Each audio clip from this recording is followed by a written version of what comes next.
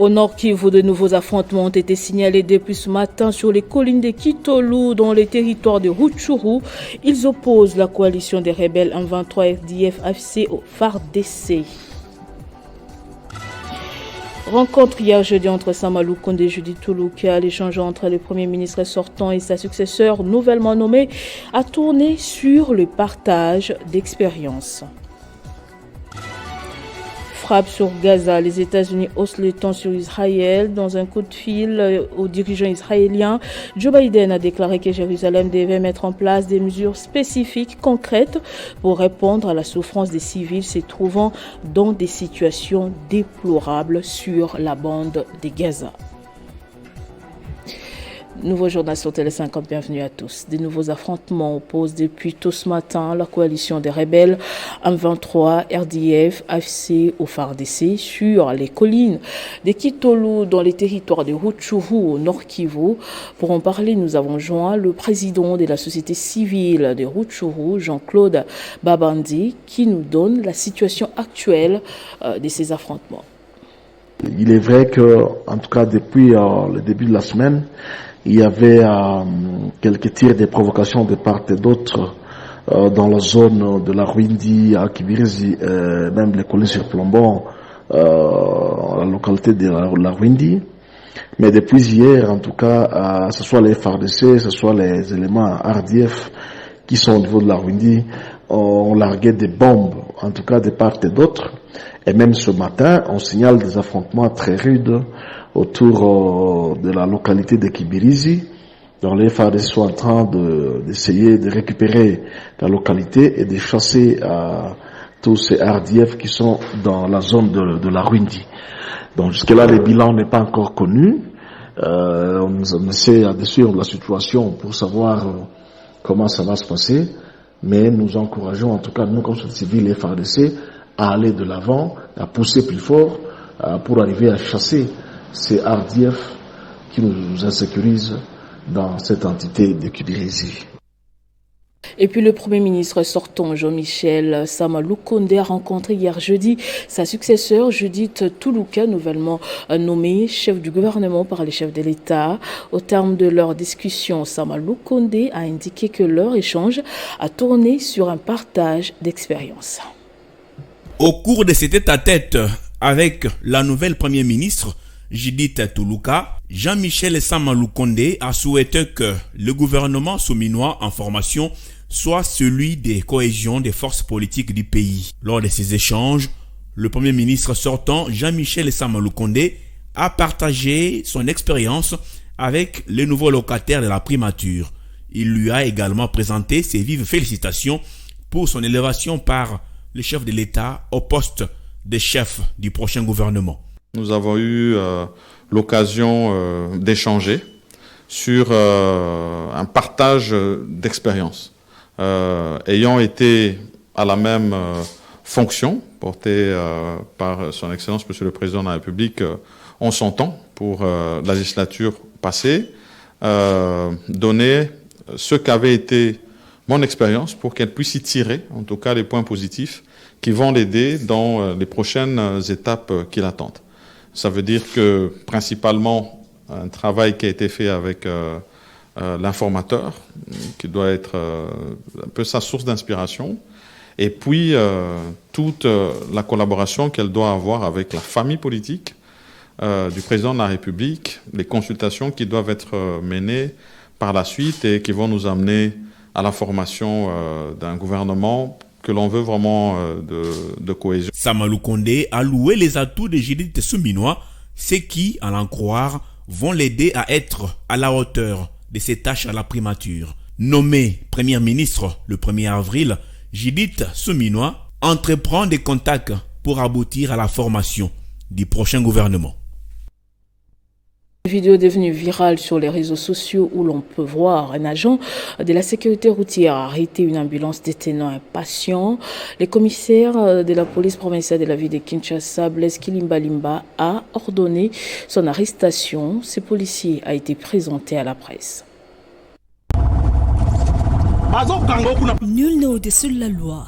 Ce sont des policiers du groupe mobile d'intervention Kiné Badara qui ont manifesté un comportement pas très adéquat sur la voie publique en début de semaine. Ils ont interpellé une ambulance qui transportait un patient entre la vie et la mort. Au motif, le chauffeur aurait brûlé le feu rouge. Leur vidéo a fait le tour du monde jusqu'à arriver dans le bureau du commissaire provincial de la police ville de Kinshasa, Blaise Kilimbalimba, qui a ordonné leur arrestation et a présenté à la presse. Étant donné qu'ils viennent de ternir l'image des marques de la police nationale congolaise par ce comportement décrié, nous sollicitons votre autorisation pour qu'ils soient transférés à la justice militaire pour une sanction sévère pouvant servir d'exemple à leurs collègues. Selon le principe, l'ambulance qui détient un patient à bord ne peut être arrêtée, même si ces derniers empruntaient le sens unique, car la vie humaine est sacrée. Ces policiers ont fait sourd d'oreille face à leur soif d'argent et de tracasseries routières. À présent aux arrêts, ces derniers vont être jugés pour non-assistance à la personne en danger et non-respect des consignes. Un jugement qui servira de leçon pour tous les autres policiers. Autre chose, paiement en ligne pour des impôts provinciaux, taxes, redevances et autres droits par les contribuables de la ville de Kinshasa. L'annonce a été faite ce jeudi à l'issue d'une réunion de travail organisée par le chef de l'administration fiscale urbaine. Dans l'entretemps, le directeur général de la DGRK et le ministre provincial des Finances ont fait le tour des banques partenaires pour évaluer l'évolution des paiements. Selon les chefs de l'administration fiscale urbaine, l'objectif dans les télépaiements des impôts provinciaux vise à simplifier la tâche aux contribuables de la ville de Kinshasa, souvent confrontés aux problèmes de déplacement vu l'immensité de la superficie de la capitale. Le directeur général de la DGRK, Michel Moussa Kamaelenkai, a également souligné que cette démarche s'inscrit dans la suite d'un premier pas qui avait déjà été franchi. Nous sommes en train de poursuivre l'un des axes principaux de la mobilisation des recettes qui consiste à la dématérialisation et à la numérisation des moyens de paiement, ce que nous appelons la digitalisation.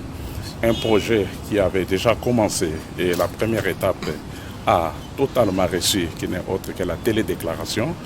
Et maintenant, nous sommes en train de basculer dans ce que nous appelons les télépaiements. Ces derniers a saisi la même occasion pour appeler, une fois de plus, les contribuables quinois à s'acquitter de leurs obligations fiscales, dont les paiements de l'impôt foncier et celui sur les revenus locatifs, exercice 2024, dont l'échéance fixée au 31 mars a déjà touché à sa fin. C'est ainsi que nous sommes venus rencontrer nos partenaires bancaires avec qui nous avons des habilitations et les dispositions ont déjà été prises pour que dans les jours qui suivent, les assujettis puissent payer en ligne. La délégation de la régie financière de Kinshasa, partie à la rencontre de banques partenaires, était composée du ministre provincial des Finances et du directeur général de la DGRK, ainsi que de quelques techniciens et cadres de l'administration fiscale urbaine. Après la validation par la Cour constitutionnelle de Willy Prince Michiki à la députation nationale, la population de Walikale au Nord Kivu salue les arrêts de la Cour et félicite leur élu. Ils l'ont fait savoir dans une déclaration. Suivez. Nous, population de Walikale, réunis ce jour au chef-lieu du territoire du même nom, avons suivi la réaction de certains jeunes instigés par certains politiciens en mal de positionnement, mettant en cause l'arrêt de la Cour constitutionnelle validant l'honorable prince Willy Michiki Buhini comme un des élus définitifs de la circonscription électorale de Walikale. Les derniers demandent la rectification de l'arrêt de ce qu'ils appellent abusivement erreur matérielle. Pourtant, dans les cas sous examen, hormis la requête de l'honorable prof prince Willy Michiki Buhini, déclarée recevable et fondée par la Cour constitutionnelle. Le même candidat qui se prétend élu était déjà remis en cause par son propre colistier de sa famille politique, Alliance Bloc 50, AB Bar 50, laquelle alliance a donné la procuration à l'un de ses colistiers de s'attaquer aux résultats du concert à cause de la tricherie. Ce qui prouve à suffisance que les auteurs de cette déclaration sont tout simplement des fauteurs de troubles.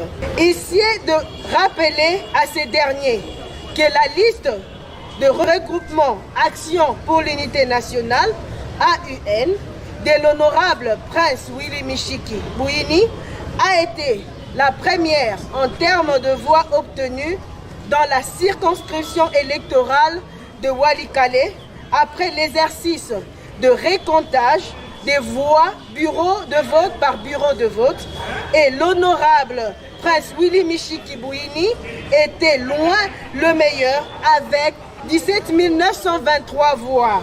En définitive, nous ne saurons clore notre message sans féliciter notre Cour constitutionnelle pour avoir dit le bon droit en remettant à l'honorable prince Willy Michiki Bouini dans ses droits, en les confirmant définitivement député national élu de la circonscription électorale de Walikale. Les avis sont tout de même partagés par rapport à ces arrêts de la Cour constitutionnelle qui ont invalidé certains députés nationaux. Ils sont déclarés suicidaires par un collectif des élus invalidés qui réclament réparation et erreurs matérielles. Ce n'est que comme cela que sera consacré l'état de droit voulu par le chef de l'État, Félix-Antoine Tshisekedi. Ils appellent les juges à ne pas céder à la justice des riches.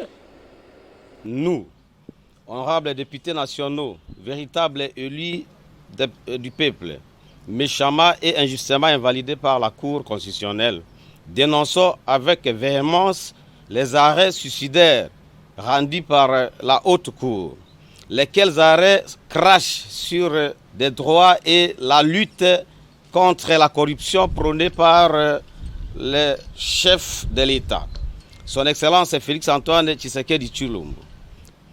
Ces arrêts ont plutôt prouvé que l'appareil judiciaire est phagocyté par les puissants riches qui manipulent l'argent illégalement. Le temps où les riches étaient appelés à gagner par tricherie est révolu. La CENI en a donné l'exemple en annulant les suffrages pour fraude.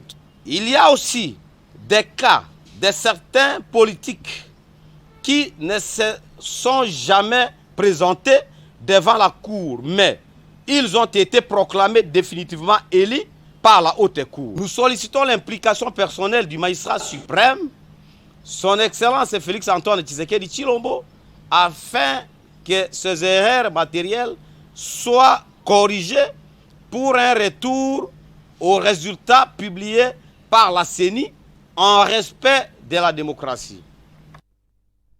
Et puis l'actualité en dehors de nos frontières nous amène en Amérique, en même temps au Proche-Orient, pour parler de la guerre qui oppose Israël à la Palestine. Dans un coup de fil aux dirigeants israéliens, le président américain Joe Biden a déclaré qu'Israël devait annoncer et mettre en place des mesures spécifiques, concrètes pour répondre à la souffrance des civils se trouvant dans des situations déplorables suite aux frappes à répétition dans la région de Gaza. Joe Biden qui juge inacceptable ces frappes meurtrières qui visent parfois des travailleurs humanitaires, exhorte également Benjamin Netanyahou, Premier ministre israélien, à conclure sans délai un accord pour un cessez-le-feu immédiat. Nous y reviendrons. En sport, football, le tout-puissant Mazembe Anglebert va jouer son va-tout ce samedi face à Petro de Luanda en Ligue des champions de la CAF. Après avoir été accroché par le club angolais Lubumbashi, 0 but partout, les Corbeaux vont essayer de rectifier le tir pour décrocher leur ticket de demi-finale. C'est depuis hier que la délégation louchoise a posé ses valises en terre angolaise pour ce match décisif. Les Corbeaux sont en Angola pour une mission spécifique, décrocher leur ticket pour le dernier carré de la Ligue des Champions, après avoir loupé l'occasion de se mettre à l'abri lors de la manche aller, soldée sur le score nul et vierge. Mazembe veut rectifier les tirs face à Petro et rien n'a été pris à la légère. En conférence de presse d'après-match contre Petro de Luanda, Lamine Diaye avait déclaré, je cite, « Nous avons fait le match qu'il fallait pour bousculer cette équipe. Je ne sais pas si c'est la maladresse, la chance ou le manque de réussite dans le jeu. Il n'y a rien à reprocher aux joueurs, si c'est naissent, c'est manque de lucidité dans la finition. On n'abdique pas, on garde la foi. La seule inquiétude, ce sont les blessés. 3 au total, Joël Béa, Ibrahima Keïta et Tchèque Fofana. Avec eux sur le terrain, ça pouvait changer. Fin des citations. Ce match nul contre Petro a permis aux Corbeaux de tirer des leçons sur leur maladresse et beaucoup travaillé pour renverser la belle équipe angolaise qui n'a encaissé aucun but depuis les débuts de la compétition. Renverser Petro à domicile reste une mission difficile pour Mazembe qui ne négocie pas bien ce match à l'extérieur et devrait jouer sans va-tout pour se qualifier en demi-finale. Pour ce match, 21 joueurs ont fait les déplacements de la capitale angolaise. Parmi les 20 joueurs du match aller, seul Tchèque Fofana n'est pas du groupe. L'attaquant malien ne s'est pas remis d'une blessure à la cheville droite. À sa place, le staff technique a rappelé Gloire Mouyaja, un jeune formé à la KFA. Le gardien Souleymane Chaibou complète les noyaux retenus pour ses déplacements. Petro de Luanda, tout-puissant Mazembe Anglebert, le rendez-vous est pris pour ce samedi sous le coup des 17h. Et ce journal est terminé, place au rappel des titres. Au Nord Kivu, des nouveaux affrontements ont été signalés depuis ce matin sur les collines de Kitolu dans les territoires de Rutshuru. Ils opposent la coalition des rebelles M23 RDF AFC au FARDC. Rencontre hier jeudi entre Sama Lukonde et Judith Tuluka. L'échange entre le Premier ministre sortant et sa successeur nouvellement nommée a tourné sur les partages d'expériences. Frappe sur Gaza, les États-Unis haussent les tons sur Israël. Dans un coup de fil au dirigeant israélien, Joe Biden a déclaré que Jérusalem devrait mettre en place des mesures spécifiques concrètes pour répondre à la souffrance des civils se trouvant dans des situations déplorables sur la bande de Gaza. Restez avec nous tout de suite, c'est la revue de presse.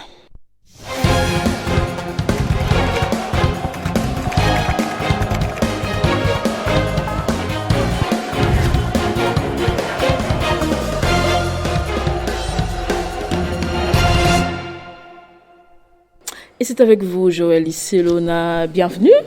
Merci Nathalie Yoko. Bonjour à tous ceux qui nous suivent de partout. Information du gouvernement, Judith Souminois consulte. Alors, les journaux, les médias de Kinshasa scrutent les faits et gestes de Judith Souminois qui a entamé 2 consultations à Kinshasa en vue de la formation de son gouvernement. Il y a par exemple RTNC.cd qui écrit à sa une formation du gouvernement. Première séance de travail entre la première ministre Judith Souminois et l'informateur Kabouya. Le média informe qu'après sa nomination par le président de la République, la première ministre Souminois, Judith, s'est mise au travail, consciente de l'immensité de la charge qu'elle porte pour la formation du gouvernement. La nouvelle locataire de la primature a eu un huis clos strict mercredi avec l'informateur Augustin Kabouya au centre des discussions. La question de la formation du prochain gouvernement. Et de son côté, Actu 30 précise que juste après ces échanges, la première ministre Judith Souminois a également échangé jeudi avec son prédécesseur Sama Lukonde, venu lui présenter des vives voix ses félicitations à la suite de sa nomination par le président de la République. La rencontre entre les 2 personnalités a été principalement celle des partages d'expériences.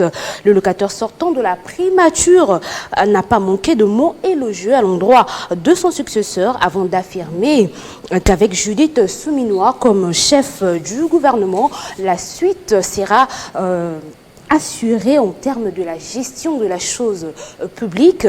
Et en outre, enchaîne l'agence congolaise de presse ACP en abrégé. Il a exhorté à tenir compte de la cohésion de forces politiques du pays dans la constitution du futur gouvernement. Aussitôt après, renchérit ce média, Souminoua Toulouka a entamé des consultations qui conduiront à la formation de son équipe gouvernementale. Alors nous attendons la fumée blanche, Joël, mais dans l'entretemps, nous poursuivons avec votre deuxième sujet. Honneur à Simon Kimbangu, la journée de ce samedi 6 avril, déclaré chômé et payé.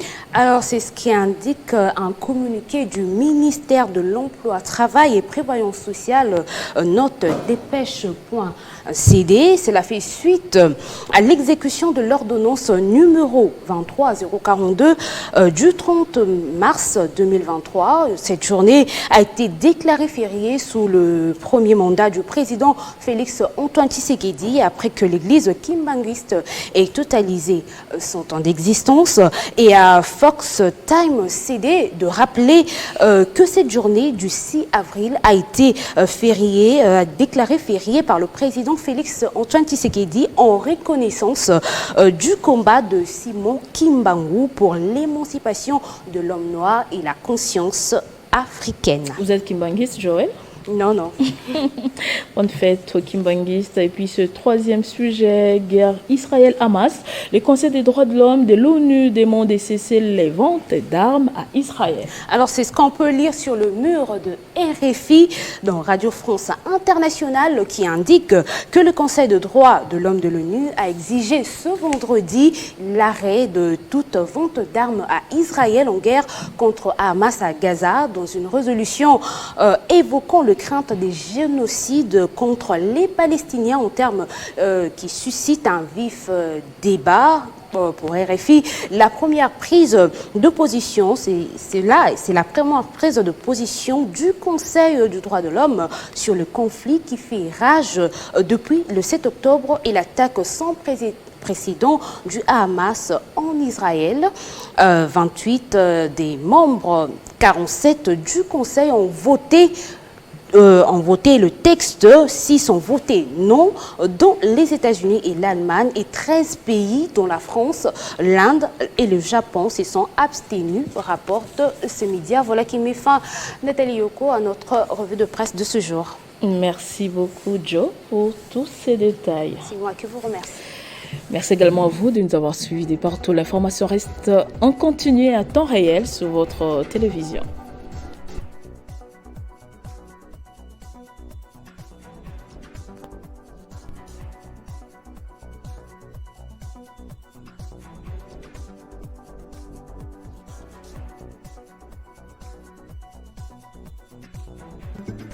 Retrouvez toute l'actualité en continu sur www.tele50.cd.